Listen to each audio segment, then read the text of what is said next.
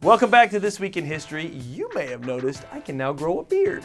This Week in History is a big one for the LGBTQ community, and our question this week is, why is the rainbow flag the symbol of the Pride community? Let's get the rumors out of the way. This has nothing to do with Judy Garland, but it does have something to do with Kansas. The Pride flag was created by Gilbert Baker, a Parsons, Kansas native, and it's also the home to the greatest backup quarterback of all time, Shaun Hill. Shout out Terps. So in 1978, openly gay politician and activist in San Francisco, Harvey Milk, challenged Baker, who's a pretty excellent tailor, to come up with a new design as part of the gay pride movement. Because up to that point, the symbol for the pride movement was an upside-down pink triangle. It was sort of a controversial symbol of pride at the time because Nazis had used the pink triangle to mark homosexuals, bisexuals, and transgender people during the Holocaust. Baker used to say that he got the design from looking at the American flag. The United States flag truly inspired him. He thought those 13 stripes were a pretty good symbol for a young nation, so what about stripes for the gay nation,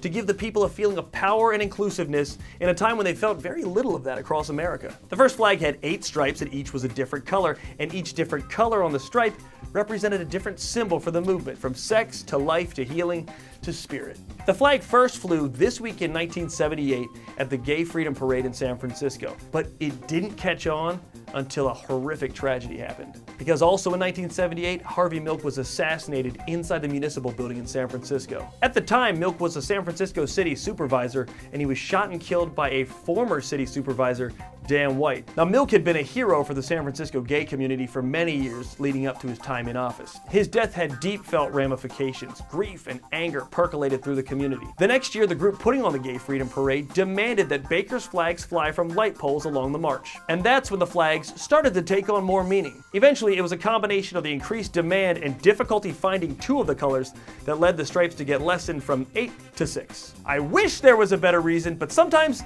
it's just logistics. Baker would never get rich off his designs, but he would go on to design flags for the Super Bowl as well as the 1984 Democratic National Convention. But perhaps his proudest moment came in 2015, when on the same day that the Supreme Court legalized same-sex marriage, the front of the White House was lit up in the colors of the rainbow flag. He set out to find a new symbol for a marginalized group, and at the same time created a banner of love and acceptance for everyone to rally behind.